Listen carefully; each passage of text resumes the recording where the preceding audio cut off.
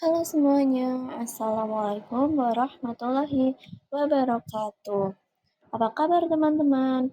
Alhamdulillah, luar biasa, Allahu Akbar. Jadi sebelumnya perkenalkan, nama kakak Yocha Dara Ayu Febriana dari Universitas UIN Raden Mas Said, Surakarta. Oke, jadi kali ini kita akan belajar apa teman-teman? Betul sekali, kita akan belajar tentang kalimat sederhana. Sebelumnya kita harus tahu dulu apa itu kalimat. Nah, kalimat adalah penggabungan dari beberapa kata. Di sini kakak punya beberapa kata nih. Ada ibu, kucing, mereka, kita, aku, lalu buku, dan lain sebagainya. Oke, karena teman-teman udah tahu apa itu kalimat, jadi sekarang kita beralih ke kalimat sederhana. Topik belajar kita hari ini. Jadi, apa sih kalimat sederhana itu? Kalimat sederhana adalah kalimat yang terdiri dari satu objek dan satu predikat, serta dapat memiliki objek atau keterangan. Dan kalimat sederhana ini digunakan untuk menyampaikan informasi secara jelas dan juga singkat. Nah, sebelum teman-teman membuat sebuah kalimat sederhana, teman-teman harus tahu dulu apa saja struktur dari kalimat sederhana, yaitu ada S, P, O, dan juga K. Apa aja sih S, P, O, dan K itu? S sebagai subjek, P sebagai predikat, lalu O sebagai objek, dan K sebagai keterangan. Teman-teman pengen tahu nggak sih S, P, O, dan K ini? Kita bahas di slide selanjutnya ya, teman-teman. Simak terus. Oke, yang pertama ada S atau subjek. Subjek adalah pelaku atau orang dalam kalimat. Contohnya ada ayu, ibu, dan juga hewan-hewan itu bisa menjadi subjek ya teman-teman. Ada kambing, kucing, lalu paus, dan juga lain sebagainya. Yang kedua ada P atau predikat. Predikat adalah kondisi atau kegiatan yang dilakukan oleh pelaku. Contohnya ada membaca, memasak, pergi, dan aktivitas-aktivitas lainnya. Lalu yang ketiga ada O atau objek. Objek ini adalah benda yang dikenai tindakan. Contohnya ada buku, nasi goreng, sayur, dan benda-benda lainnya. Lalu yang keempat ada apa teman-teman? Betul, K atau keterangan. Keterangan adalah waktu, tempat, atau cara melakukan sesuatu. Contohnya di sekolah, besok, kemarin, dengan gembira, dan lainnya. Jadi, keterangan ini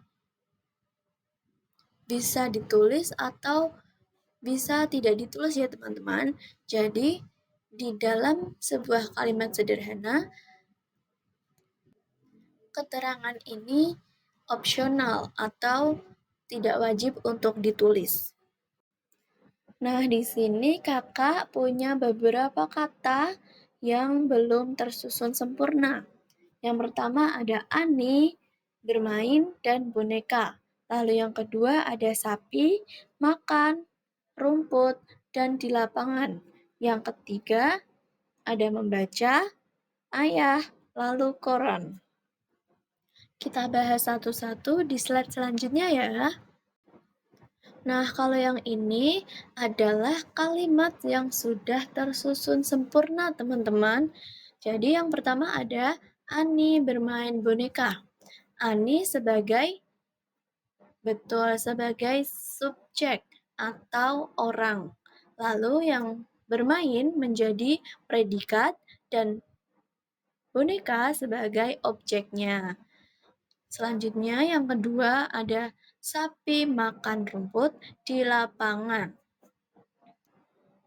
Subjeknya ada sapi, lalu predikatnya ada makan, objeknya rumput, dan di lapangan sebagai keterangan tempat. Lalu yang ketiga ada ayah membaca koran.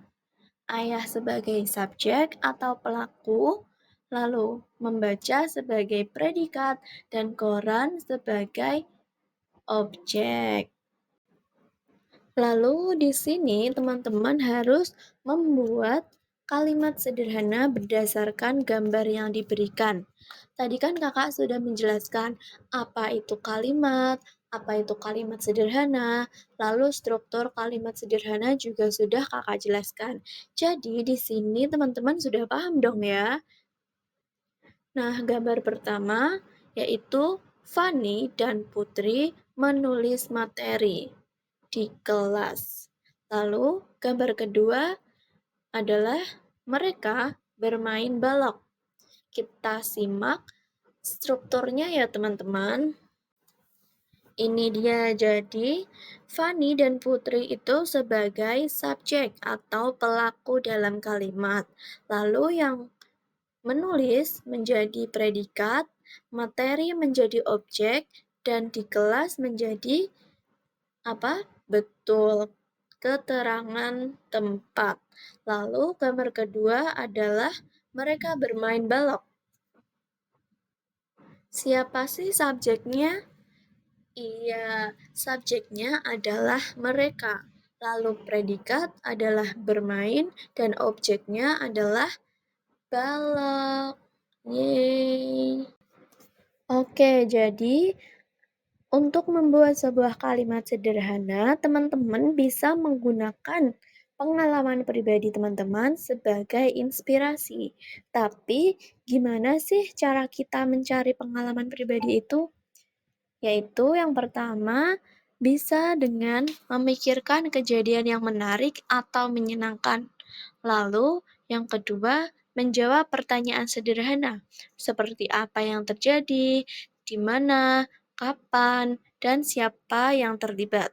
Lalu, yang ketiga, menggunakan pengalaman sehari-hari teman-teman nih, seperti bermain dengan teman, pergi ke pasar, atau makan bersama keluarga. Nah, di sini kakak punya beberapa kalimat sederhana yang disusun berdasarkan pengalaman pribadi nih. Yang pertama yaitu ada minggu lalu aku berlibur ke pantai. Minggu lalu sebagai keterangan apa teman-teman? Betul, keterangan waktu. Lalu aku sebagai subjek, berlibur sebagai predikat, dan pantai sebagai objek. Yang kedua, ibu menawar harga sayur di pasar. Ibu sebagai subjek, menawar sebagai predikat, lalu objeknya yaitu harga sayur, dan keterangan tempatnya adalah di pasar.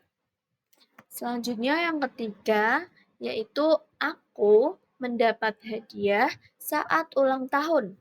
Subjeknya aku, lalu predikatnya mendapat, lalu objeknya hadiah, dan saat ulang tahun adalah keterangan apa teman-teman? Betul, keterangan waktu. Lalu yang terakhir atau yang keempat nih, yaitu kemarin aku pergi ke taman. Kemarin sebagai keterangan waktu, lalu aku sebagai apa? Betul, sebagai subjek. Lalu predikatnya adalah pergi dan objeknya adalah pergi kemana? Ke taman. Yeay. Pinter banget sih teman-teman. Nah, selanjutnya Kakak punya beberapa soal atau latihan nih yang bisa teman-teman kerjakan di rumah. Kalau masih bingung, bisa ditanyakan ke ayah atau bunda ya. Jangan lupa siapkan kertas dan juga pensil. Oke, yang ini adalah gambar pertama. Jadi, kalian, teman-teman, harus membuat kalimat sederhana berdasarkan gambar yang sudah kakak berikan ya. Ini ada gambar pertama ya, teman-teman. Lalu, yang ini adalah gambar yang kedua, dan ini adalah gambar yang ketiga. Nah, karena tadi kita sudah belajar bersama-sama, jadi teman-teman pasti bisa nih untuk mengerjakan soal atau latihan yang kakak berikan. Oke, selamat mengerjakan teman-teman. Tetap semangat ya. Sampai jumpa lagi. Wassalamualaikum warahmatullahi wabarakatuh.